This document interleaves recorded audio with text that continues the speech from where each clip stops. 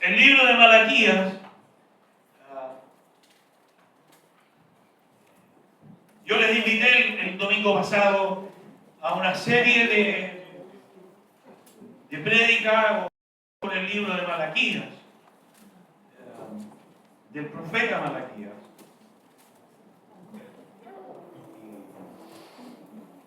Y les desafié, para quienes estuvieron el domingo pasado, yo les desafié y los comprometí a algo. No sé si lo recuerdan. Porque de un domingo a otro, para quienes la edad nos va alcanzando y va haciendo estragos, la memoria también va siendo frágil. ¿Qué les pedí el domingo pasado para quienes estuvieron? Leer el libro de Malaquías. ¿Cuántos capítulos tiene el libro de Malaquías? 4. ¿Dónde está ubicado el libro de Malaquías? El último libro del Antiguo Testamento. ¿Dónde está ubicado? En la Biblia me dijo ahí. Ya. Bueno, y aquí viene obviamente el examen. Si leyeron el libro de Malaquías, para quienes estuvieron el domingo pasado, por lo menos el primer capítulo. A ver, levanten la mano los que leyeron el primer capítulo, ¿eh? Muy bien. Bueno, queremos la bendición del Señor. Padre, en tu palabra, ahí ya queremos acercarnos. Ha sido una bendición junto el adorar, el cantar. La palabra dice que tú habitas en medio de la alabanza de tu pueblo. Pero no solo somos el pueblo del canto. No solo somos el pueblo que adora, queremos ser también el pueblo del libro. El pueblo que conoce la Escritura, que conoce la verdad. El pueblo que ama tu ley y que en ella medita cada día y cada noche. Como dice el Salmo. Queremos ser el pueblo que escuche tu voz. Por eso, al acercarnos a tu palabra, queremos la asistencia de tu Espíritu, así como lo está haciendo hoy en medio nuestro, en este tiempo en la palabra. Nuestro corazón se aquiete, nuestra mente se tranquilice, nuestro espíritu descanse de toda preocupación y podamos acercarnos a tu palabra. Háblanos por ella, Señor. Y en ese trato tan personal a cada uno de los que estamos aquí, tu palabra nos hable. En el nombre de Jesús, tu Hijo, oramos. Amén. Muy bien. Leyeron el libro de Malaquías, 4 capítulos, es el último libro, el libro del profeta Malaquías es el último libro del Antiguo Testamento. ¿Ya? Es decir, Malaquías es reconocido como el profeta que cierra lo que se denomina el canon del Antiguo Testamento. Es decir, desde Malaquías a Juan el Bautista, aunque hubo historia, aunque hubo escrito, se reconoce que no hubo profeta, quizás cerca de 400 años. ¿Ya? Decíamos que el ministerio de Malaquías fue un ministerio muy interesante, corto en términos de tiempo, pero fue un ministerio, el ministerio del profeta Malaquías, donde hay un contexto muy especial. Hay un hecho que hasta el día de hoy ha marcado una nación, un pueblo, que fue, hablo del pueblo de Israel, lo que fue el exilio babilonio. Y hasta el día de hoy, dentro de toda esa destrucción, se preserva parte de los muros de la ciudad de Jerusalén. Y usted puede contemplar, si busca con facilidad, ahí están los vestigios de esa Jerusalén que fue arrasada, pisoteada, consumida por el fuego. Bien lo describe el profeta, ¿cierto? Tanto Jeremías hace una descripción sobre eso, y otros profetas, Nehemías. La ciudad consumida por el fuego, miseria, pobreza, pena porque quedaban puros ancianos, enfermos, los jóvenes en su mayoría habían sido despojados de su tierra y llevados al exilio a Babilonia. Pero con Nehemías, con Zorobabel y otros hombres, Esdras, que Dios levantó, dio cumplimiento el Señor a una promesa que el Señor había hecho, que retornarían del exilio, cumplidos 70 años, y déjame decirte, Dios es fiel, Dios cumple lo que promete. Amén. Y cumplidos los 70 años, el pueblo comienza a retornar del exilio babilónico. Y mira, déjame decirte que para cumplir lo que Dios ha prometido, no hay instrumento que Él no tiene para cumplir sus planes y sus propósitos. Él es Dios. Amén. Y usó a Ciro, rey de Persia, un dios pagano, un rey pagano, pero lo usó para sus planes y propósitos. Dios es fiel en cumplir su palabra. Él no falla en sus promesas y no fallará. Lo cumplió ahí, y lo que vemos en la Escritura es el fiel cumplimiento de un Dios que cumple sus promesas. Y Dios es fiel, lo reitero una vez más, en cumplir su palabra. Cada una de las promesas contenidas en la Escritura, Dios es fiel en cumplirla. Y será fiel. No ha fallado ni fallará a ninguna de ellas.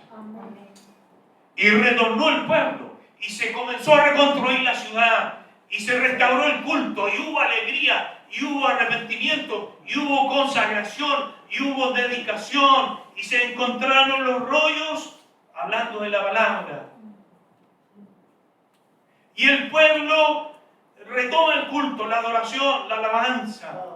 Surgen los sacerdotes y se restaura el sacerdocio. Una cuestión maravillosa. Pero pasó el tiempo y se levantó una generación que no conocía la historia. Habían pasado casi 100 años del exilio cuando Malaquías es usado por Dios como profeta. Mire, suele ocurrir, y esto no es tan fácil de explicar, pero suele ocurrir que cuando se levantan nuevas generaciones que no conocen la historia,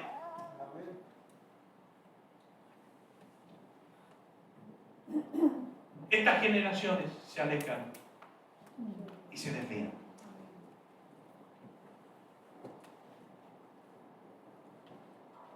Por eso, mire, cuando el pueblo de Israel cruza el Jordán, y esto tiene que ver con el valor de los simbolismos, Dios le dice, mira, cada uno de los príncipes de las tribus tome una piedra del Jordán, cuando cruzaron el Jordán. Porque el cruce del Jordán es un punto hito.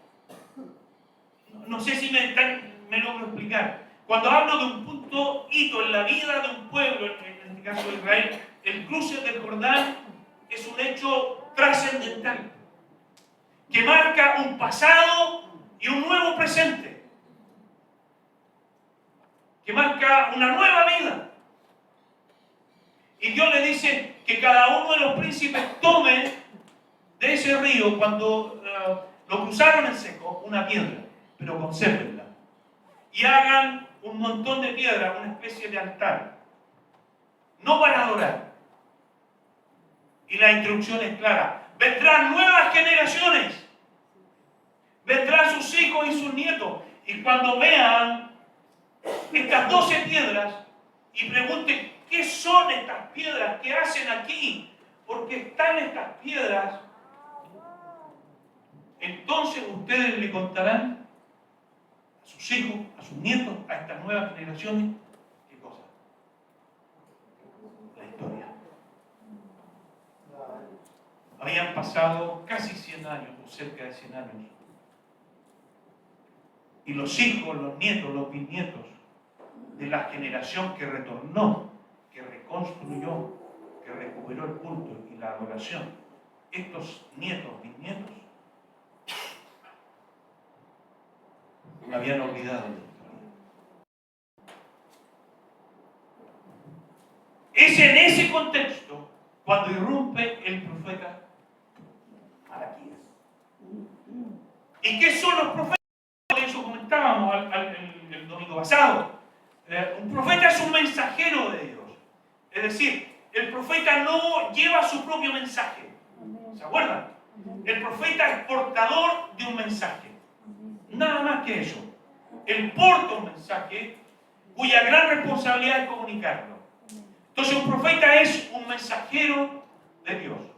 Ahora, para quienes no estuvieron el domingo pasado, contextualizamos un poco.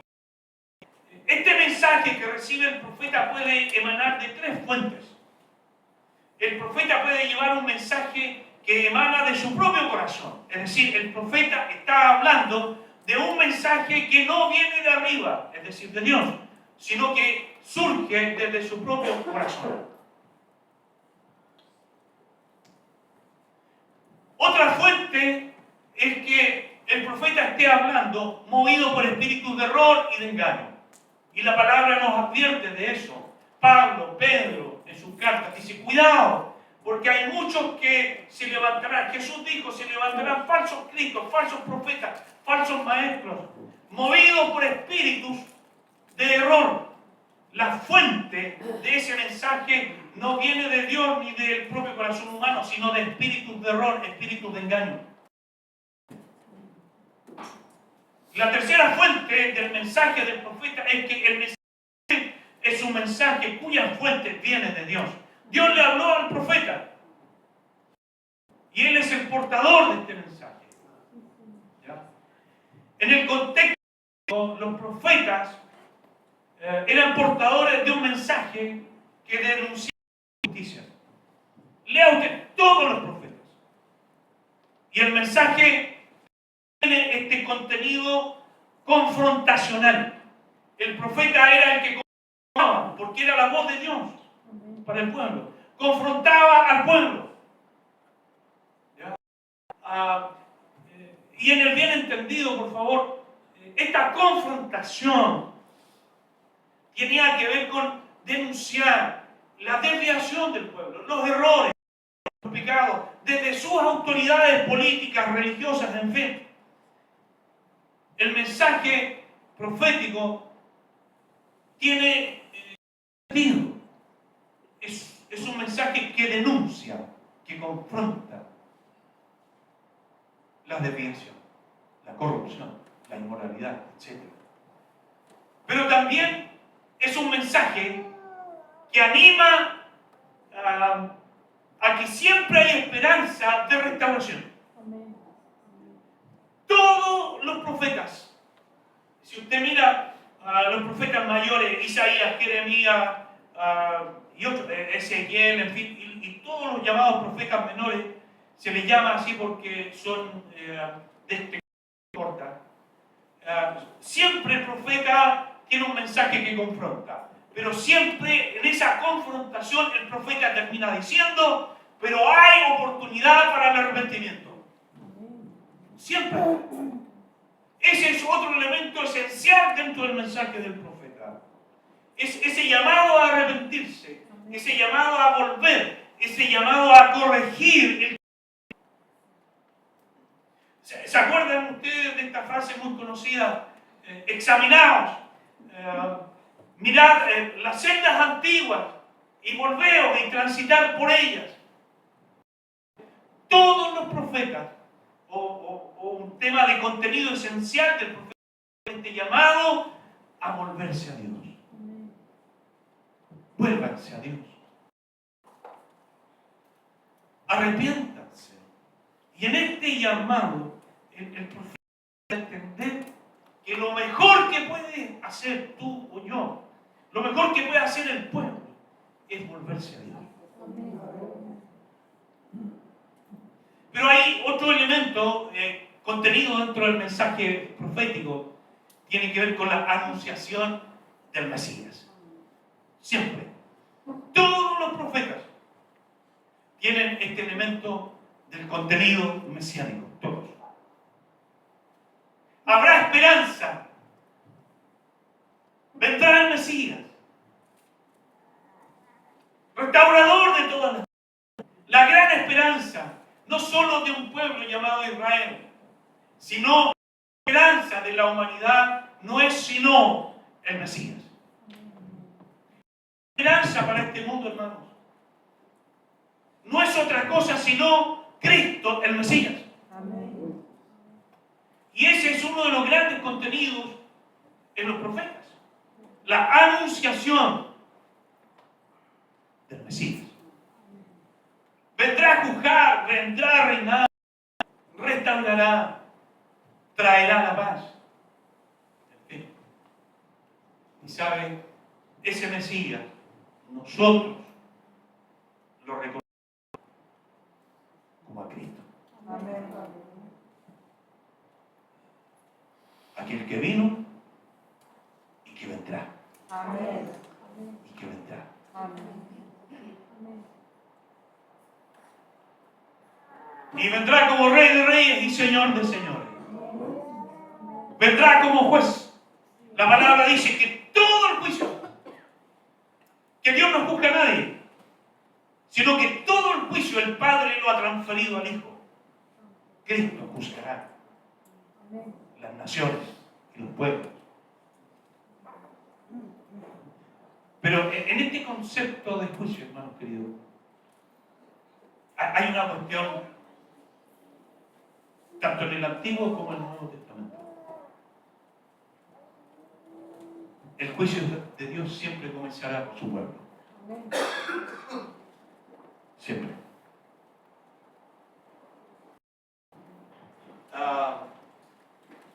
¿Cuál era la misión del profeta? Y Malaquías no es la excepción. Y yo quiero extrapolar este concepto del profeta. Porque, mire, aquí hay un mensaje. Aquí hay un mensaje.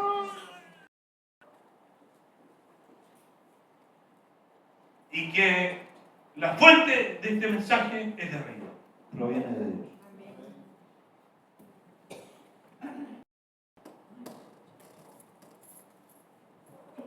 Y el ministrador de la palabra, como dice Pablo, debe procurar fidelidad a este mensaje. La misión del profeta no es otra, sino ser fiel al mensaje que le ha sido entregado. E igualmente lo pueda comunicar con la misma fidelidad.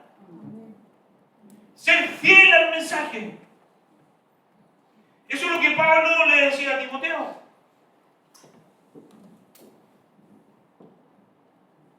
En términos de ser aprobado por Dios. Como obrero que no tiene nada de que avergonzarse, íntegro.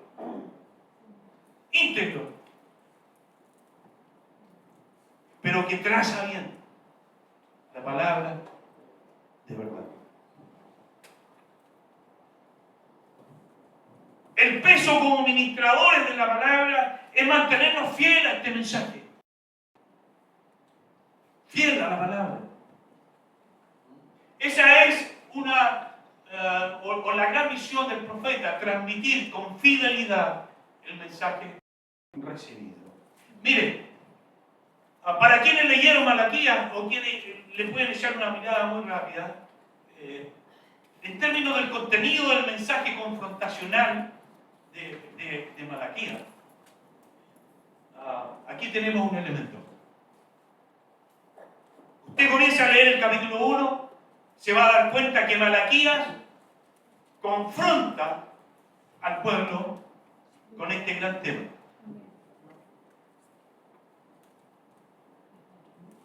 Confronta al pueblo en relación a una fe rutinaria donde la religión no tiene ni una relación. Es religión sin relación.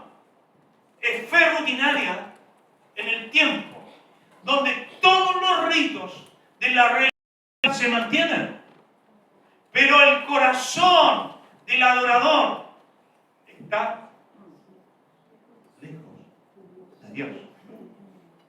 El mensaje confrontacional respecto de este tema de una fe rutinaria nos habla precisamente de esa superficialidad, de esa apariencia que muchas veces queremos mostrar y vivir, pero por dentro no hay sino carencia total de una relación profunda con Dios. Pero en lo externo se logra mantener toda la apariencia de una religiosidad. Y es probable que hasta seamos a un grado. Pero lo que hace Malaquías es confrontar esta religiosidad que ha perdido una relación con Dios, que mantiene los ritos, las formas, pero no hay relación. Lo mismo dijo el profeta, entiendo que Jeremías: este pueblo de labios me honra, pero su corazón, que tiene que ver con la relación, está lejos. ¿No es acaso el mensaje confrontacional de Jesús en su época? Porque el problema de Malaquías es un problema que no tan solo se dio en el contexto de Malaquías. 400 años y poquito más, Jesús dice a la religiosidad de su época exactamente lo mismo. Una fe rutinaria, una religión sin relación. Y las palabras de Jesús fueron: sepulcros blanqueados. Por fuera se mantiene toda la religiosidad, aparentemente bella, pero por dentro. Ese es uno de los aspectos del mensaje de Malaquías, confrontacional. Una fe rutinaria, una religión sin relación. Otro elemento dentro del mensaje confrontacional del profeta Malaquías tiene que ver con estos segundos que tenemos acá. Malaquías,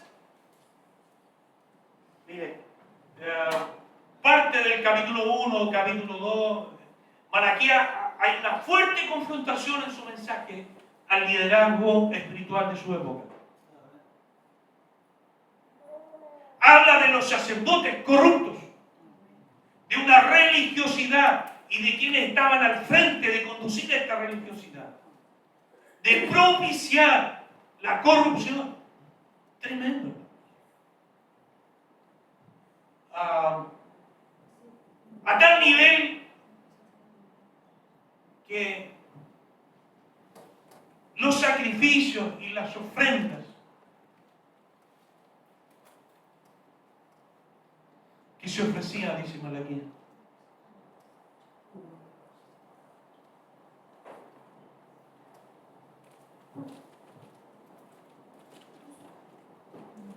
hacían cuestiones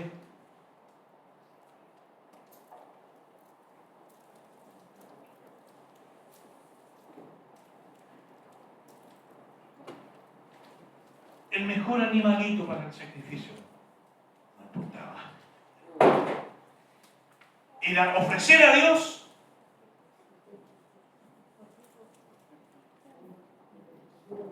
no lo mejor, sino lo peor. Y el mensaje del profeta Malaquías es confrontar esa espiritualidad corrupta de los líderes de su época. Eso es lo que hace.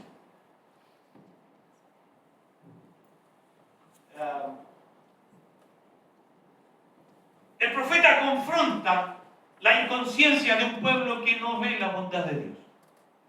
Acuérdense, estos son los nietos, los bisnietos de aquellos que retornaron. Miren,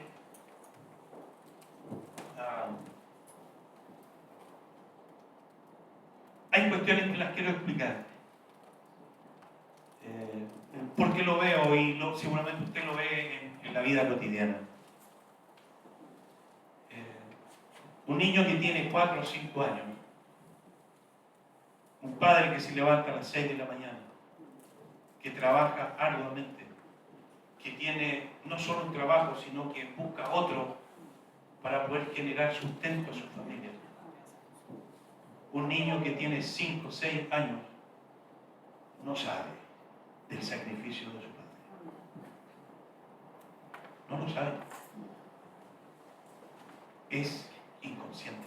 Es decir, no tiene conciencia que los zapatitos, que el almuerzo, que la bicicleta, que los cuadernos, que los lápices, que el pago del colegio, que el pago del hospital.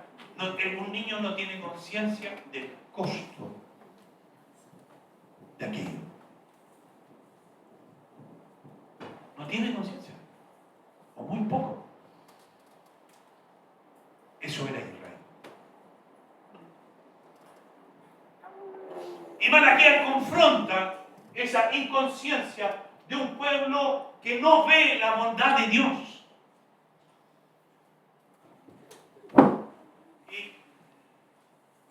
Y Dios hace lo que más de alguna vez quizá usted o yo hemos hecho como padres, es explicarle a los hijos, mira, esto que tiene me costó esto, esto otro. Nada de lo que hoy día tienes fue sin un costo, hubo un sacrificio, hubo un trabajo.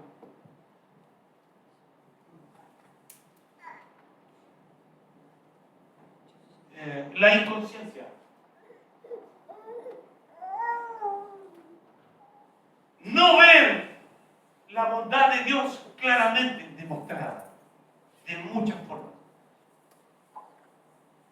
Y una buena pregunta hoy día para ti y para mí es esta. ¿Hemos visto el amor de Dios hoy día? Amén. ¿Y en qué lo hemos visto? Tener vida.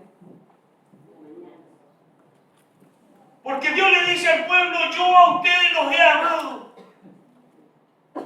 Ahí tenemos el primer diálogo. Pero antes de llegar al primer diálogo, termino con estos elementos del mensaje confrontacional de Malaquías. Malaquías confronta la inmoralidad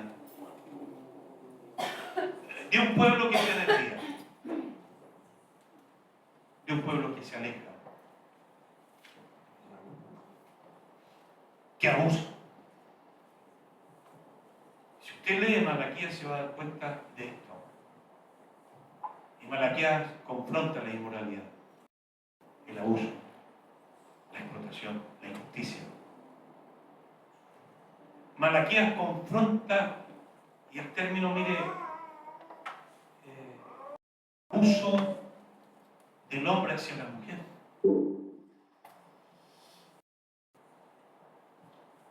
Porque Malaquías habla no de la carta de divorcio, sino del repudio, de la infidelidad.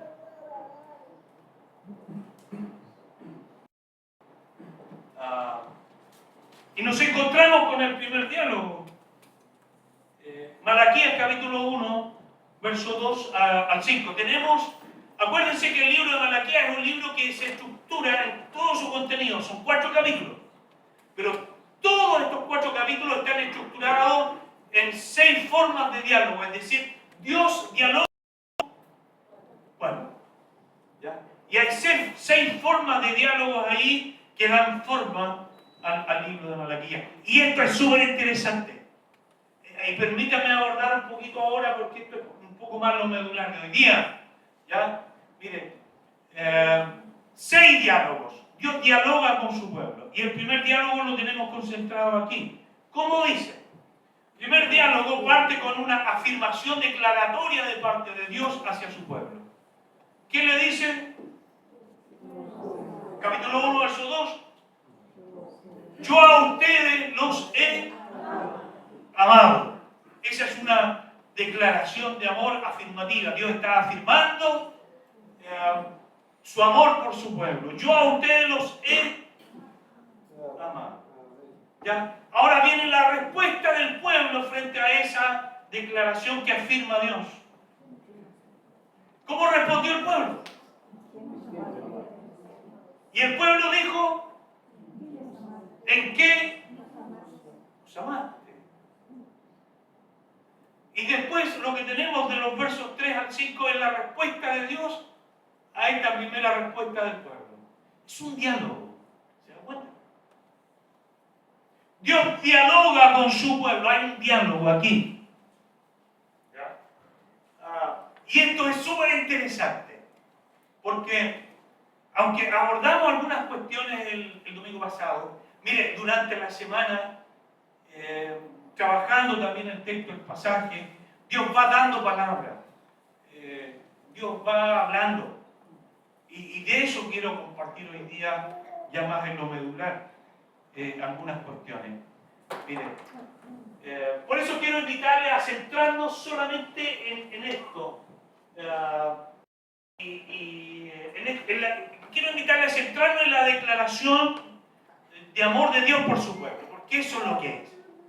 Es una declaración de amor. ¿Ya? Y vamos para allá. Miren. Algunas cuestiones desde ese texto. Lo primero, el texto, ese texto anterior, mire, discúlpeme que insista en esto. Desde este texto, yo quiero vaciar algunas cosas. ¿Ya? Lo primero, ¿qué es lo que uno logra percibir? Y yo no sé si ustedes se van a unir conmigo en esta lectura, pero ¿qué es lo que veo yo primero en este texto cuando dice, yo a ustedes los he amado? Es esa declaración de amor. Y el pueblo dice, pero Señor, ¿en qué? Porque no hemos visto tu amor. De ese pasaje, de esta declaración, voy a ir vaciando algunas cosas. Lo primero, el texto nos deja claro que hay, ¿qué cosa? Una relación. ¿Entre quién? Entre Dios y su pueblo. Hay una relación. Porque no puede haber diálogo, nadie dialoga con alguien con quien no conoce nada.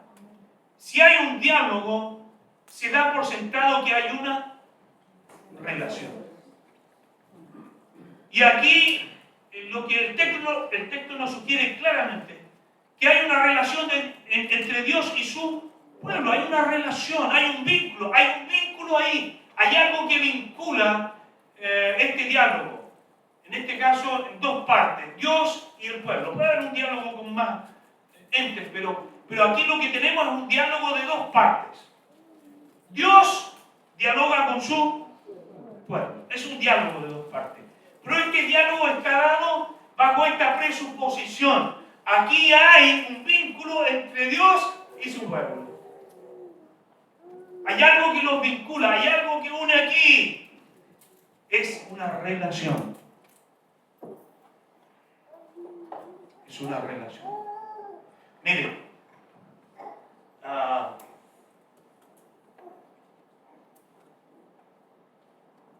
Dios no está dialogando con alguien desconocido. Dios está dialogando con su pueblo, con el cual había, hay o tiene una relación. Dios está hablando con quien conoce. Dios no está hablando con un pueblo que no conoce. ¿Me entienden? Aquí hay una relación y Dios está hablando con un pueblo que Él conoce. Dios conoce el corazón de su pueblo. Dios conoce a su pueblo. Y mira, déjame decirte, extrapolando esto, que hoy día tú y yo nos reunimos aquí como pueblo de Dios. Eso es lo que dice Pedro. Mas vosotros sois real sacerdocio, nación santa. ¿Qué es la iglesia sino pueblo adquirido por Dios? Nación santa. Pueblo de Dios. ¿Ya? Hay una relación con Dios. Indistintamente cuánto lo conoces, qué tan profundamente lo conoces, cuánto sabes de la Biblia o no. Pero si tú estás hoy día aquí como lo estoy yo, es porque hay unión con Dios. Y déjame decirte que Dios nos conoce. Dios te conoce. Dios conoce tu corazón, mi corazón. Dios conoce lo que hay en ti y en mí, pero acá adentro. No lo que uno muestra o quiere mostrar. No hablo de nada exterior. Yo te hablo de las profundidades de nuestro pensamiento, de las profundidades de nuestra alma. Porque no hay nada que Él no conozca. No hay nada que escape al escrutinio de Dios. No hay nada que Él no conozca. Dios conoce todo de ti. Mire, Dios conoce tu historia de vida. Dios conoce todo. Aquello que a lo mejor nadie más sabe y que hemos ocultado, pero Él lo conoce. Dios no hace ningún esfuerzo en conocer las profundidades de tus pensamientos, de nuestros pensamientos. Él lo sabe todo. Es Dios.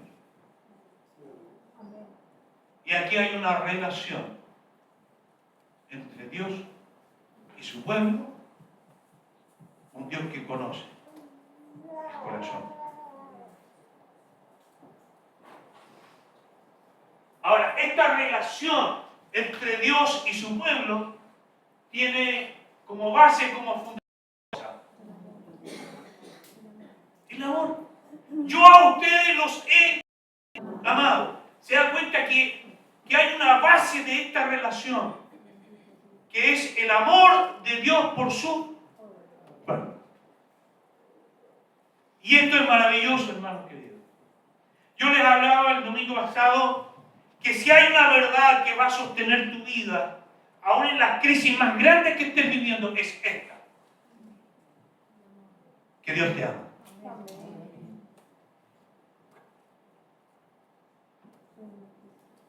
Eso es una verdad. Tu mente y el enemigo va a querer poner en duda.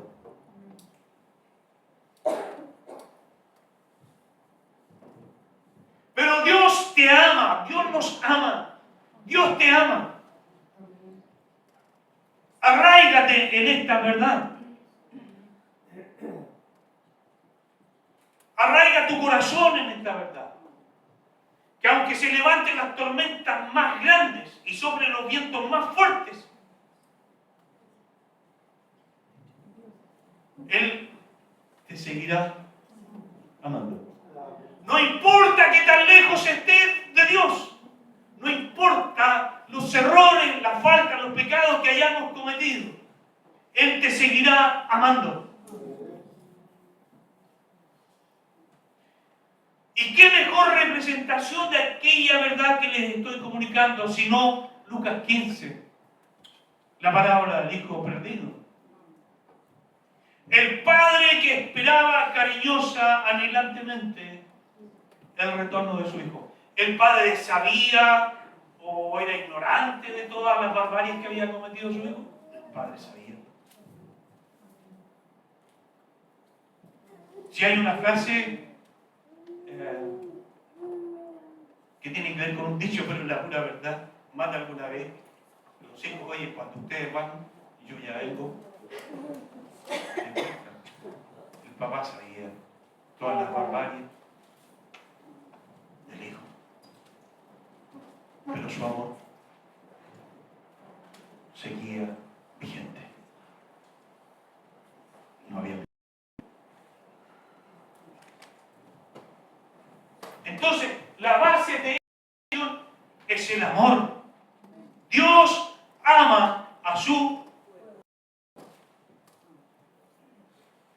Y miren, hermanos queridos, permítanme escarbar un poquito más en esto.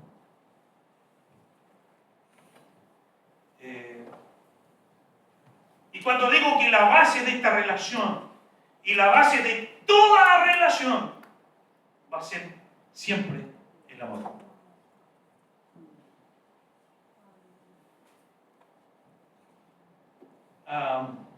Mira, el corazón del ser humano, el corazón tuyo, el corazón mío, es un corazón que tiene la capacidad de amar. Y eso es una bendición. Y caben muchos amores, muchos afectos. En tu corazón.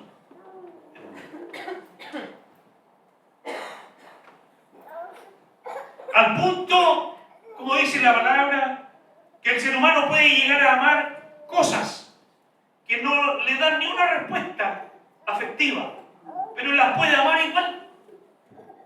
Así es nuestro corazón. Y la palabra dice,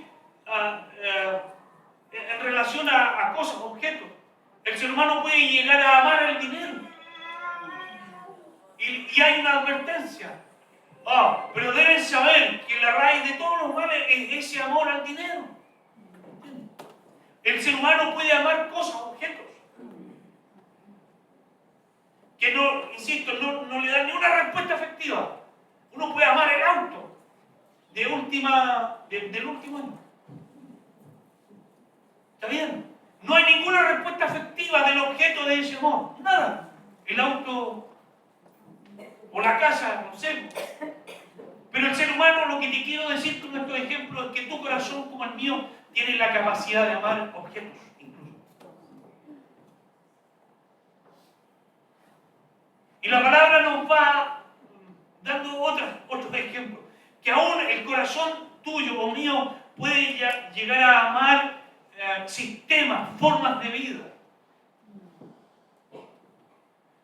Y hay algunos, dice la palabra, bajo el concepto de advertencia, amaron más, comenzaron a amar más al mundo que a Dios. Tiene que ver con el sistema de vida que el mundo ofrece. El mundo te ofrece destellos, luces. Encienda usted una ampolleta en medio de una oscuridad. Va a ver cómo se juntan las polillas. Porque es atractivo, porque es llamativo. Mire, si usted que pasa y es de acá y pasea por la ciudad, se va a dar cuenta que los pubs, los llamados pubs, todos son de color negro, en su mayoría, y llenos de luces. ¿Por qué? Porque el mundo ofrece atractivo. Y uno puede llegar a amar al mundo. Y la palabra dice, no améis al mundo, ni las cosas que están en el mundo.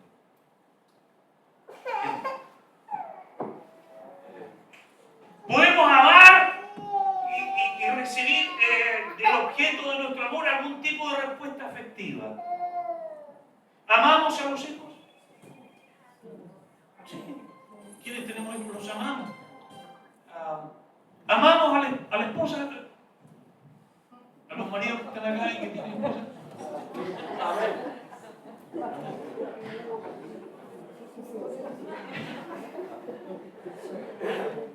Aunque uno espera una respuesta afectiva, ¿o no? Y las esposas aman a sus maridos. Amén. Aunque no haya respuesta efectiva de ningún tipo. Pero lo sigue amando. Ya, mire, nos vamos a ir un poquito en la línea más profunda, apelando a David. ¿Amamos la suegra? Sí. Uno podría amar personas y ser objetos de ese amor a alguien, a una persona.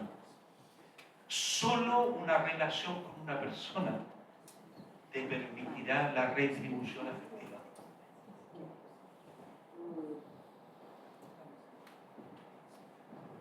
O una respuesta efectiva. Y Malaquías está hablando de eso. De que la base de esta relación entre Dios y su pueblo es el amor. Y qué cuestión maravillosa, hermanos. Déjame decirte, el amor que tú y yo podamos tributarle a Dios no es otra cosa sino una correspondencia a que Él nos amó primero. Es decir, amar a Dios no es algo que se geste y se genere de manera natural en el corazón humano. El amar a Dios siempre es y será una correspondencia a la abundancia de su amor primero. Si le amamos a Él, es porque Él nos amó primero. Y la base de esta relación, vuelvo a insistir, no es otra cosa que sino el amor. La base de esta relación entre Dios y su pueblo es esta hermosa declaración de amor por su pueblo. Yo a ustedes los he amado. Pero déjame decirte algo más. Mira,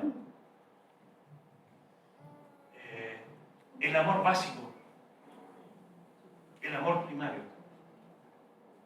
el amor natural humano, tiene su base, su asiento en las emociones. Y no estoy diciendo que eso es malo. Lo que te estoy diciendo es que el amor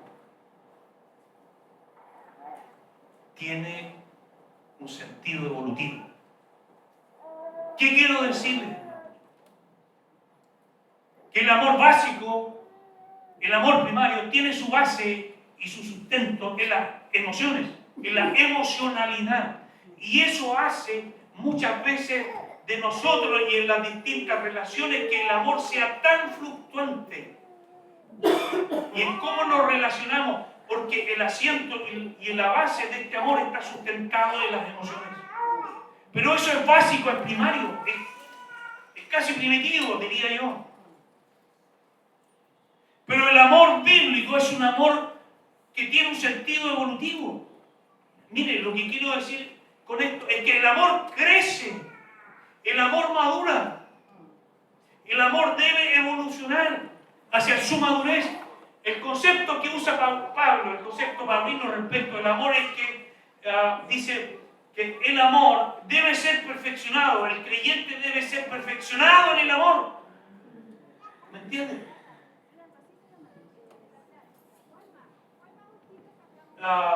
Y esto nos conduce a lo siguiente.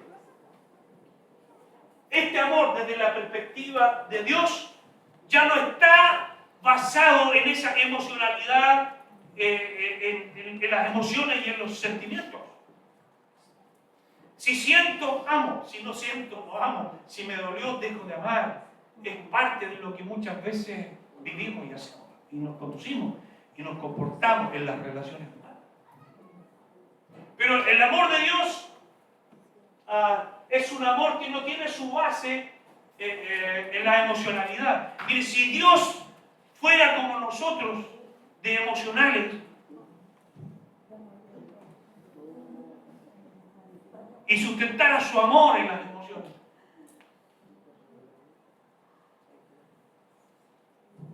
¿qué sería de nosotros? Pero el amor de Dios, o desde la perspectiva de Dios, siempre se demuestra. Siempre. Siempre.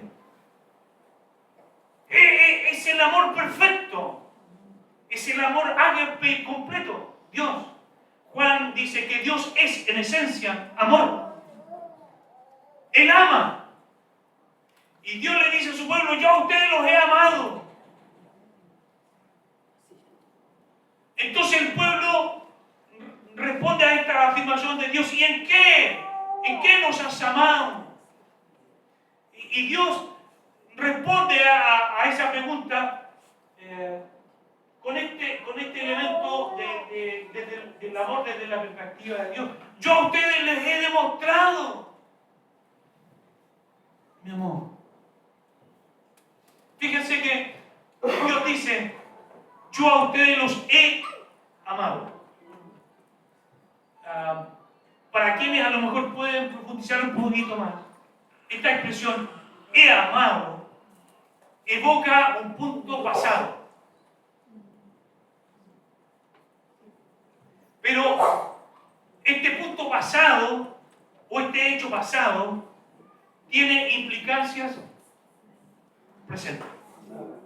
Es decir, Dios ama y hay un hecho puntual pasado, pero que hoy día también se hace presente y seguirá mañana. Su amor y el amor de Dios no está limitado ni circunscrito a un acto puntual. Dice que yo a ustedes los he amado. ¿Y en qué? En que yo los escogí a ustedes. A Jacob. Amén. Pero ese amor, demostrado en la elección, tiene implicancias presentes. Yo a ustedes los he amado, los sigo amando y los amo y los seguiré amando. ¿Entienden? Es un hecho puntual pasado que tiene implicancias presentes y futuras. Eso es el amor de Dios, hermano. El amor de Dios, desde la perspectiva de Dios, siempre tiene este elemento demostrativo. Dios no puede amar porque es contrario a su naturaleza sin demostrar. No sé si me entienden. Dios no puede amar sin demostrar ese amor. Dice, yo los amo. Por su naturaleza, Dios está obligado a demostrarlo. Dios no puede amar sin demostrar. Es decir, cada demostración está implícito su amor.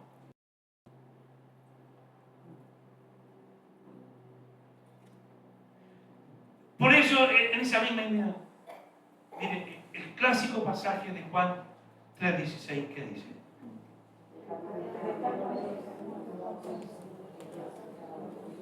Ahí está este elemento demostrativo. Dios no puede amar sin demostrar ese amor.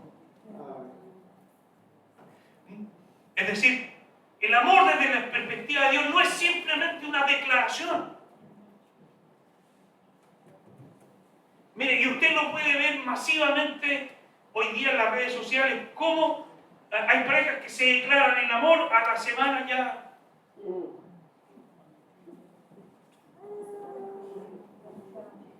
Porque el amor desde la perspectiva de Dios no es simplemente una declaración.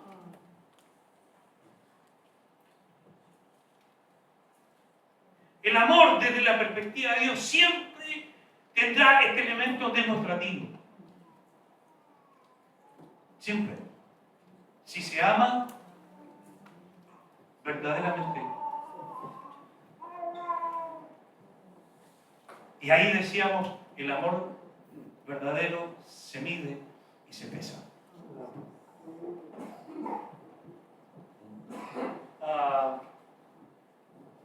Y finalmente, ¿qué es lo que tenemos? La inconsciencia de un pueblo que no corresponde. Yo a ustedes los he amado. Y el pueblo dice, ¿en qué?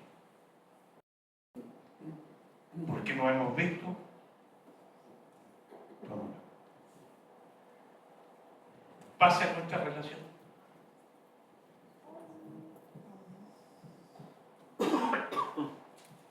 Nos ha pasado en la relación con nuestros hijos. Te ha pasado en la relación con tu esposo o con tu esposa. Pero si te amo, ¿pero qué?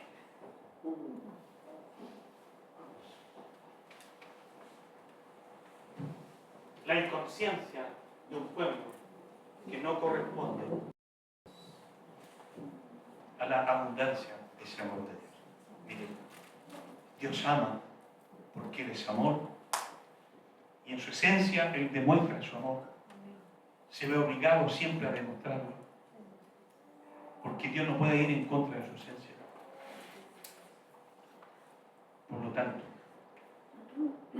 todos los días, cada día,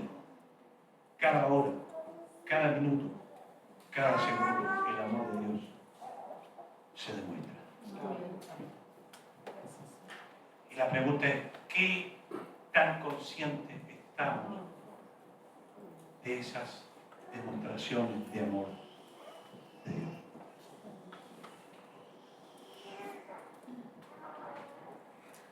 Yo les dejé una pregunta final. Y era esta: ¿por qué el pueblo no veía el amor de Dios? Si no ve el amor de Dios, si no tiene conciencia del amor de Dios, ¿cómo va a corresponder? No sé si me... Todo parte con una cuestión de conciencia. Y uno de los mensajes, y por eso me fascina Malaquías, porque es un mensaje que confronta al pueblo respecto de su inconsciencia. El pueblo era el amor de Dios. No era consciente de ese amor, aunque el amor de Dios se demostrara cada día, cada minuto, cada segundo. Ahí está su amor, pero el pueblo era inconsciente, no lograba verlo. ¿Por qué? ¿Por qué el pueblo no veía ese amor de Dios? ¿Por qué? Porque era inconsciente de ese amor. Porque era inconsciente de esa grandeza maravillosa, de la bondad, de la misericordia, del amor de Dios. ¿Por qué no lo veía?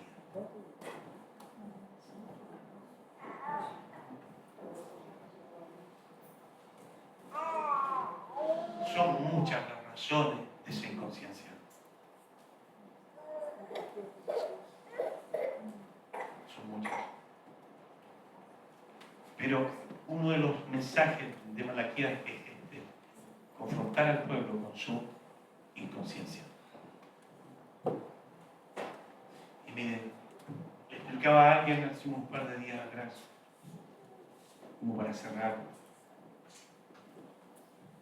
el tema de ser consciente o de tener conciencia finalmente es una cuestión tan personal. El hijo pródigo no retornó a casa hasta que no pasó por el punto de tomar conciencia. Miseria, pobreza, metido entre los cerdos, lleno de hambre, hambriento, maloliente, hediondo, miserable, metido en el fango. Pero hasta ahí no era consciente de su propia realidad. Hasta aquí tomó conciencia. Tomó conciencia.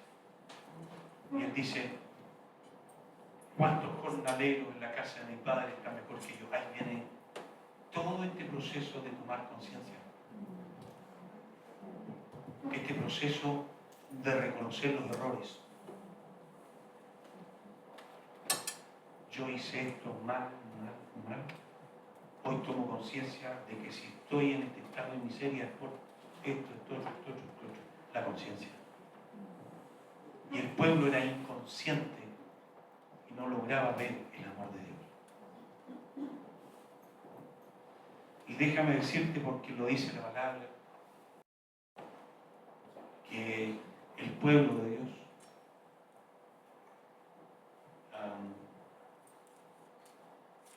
puede padecer de este mal.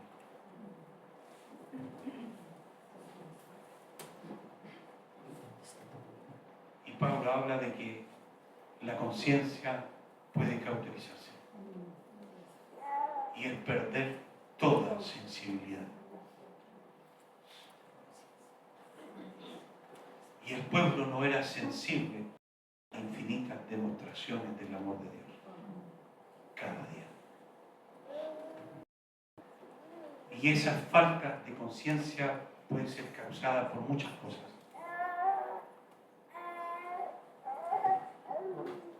Y una de ellas tiene que ver con el distanciamiento de nuestro corazón. Aunque el pueblo hacía todo lo que y mantenía el culto y los sacrificios, pero había un distanciamiento corazón con Dios. Yo creo que el mensaje de Malaquías en esto es claro. Examinemos. Examinemos por la palabra. Que el Espíritu nos examine. Que nos confrontemos con este mensaje.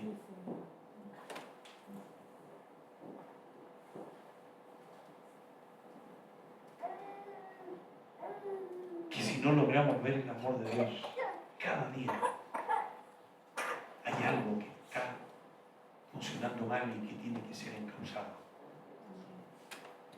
Que si mi vida, mi lenguaje es queja e ingratitud, hay algo que está mal y tiene que ser corregido.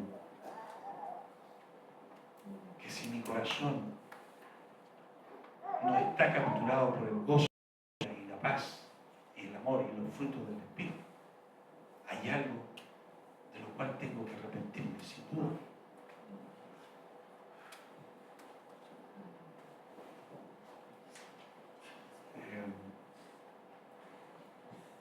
Jeremías